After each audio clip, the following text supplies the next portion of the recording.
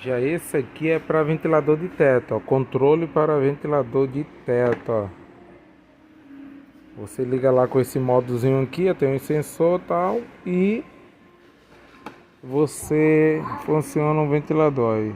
Aqui tem dizendo como liga, um manualzinho aqui atrás, e você consegue ligar. Legal, né? Controle, ali também tem outros. E aqui tem uns ventilador de teto, ó.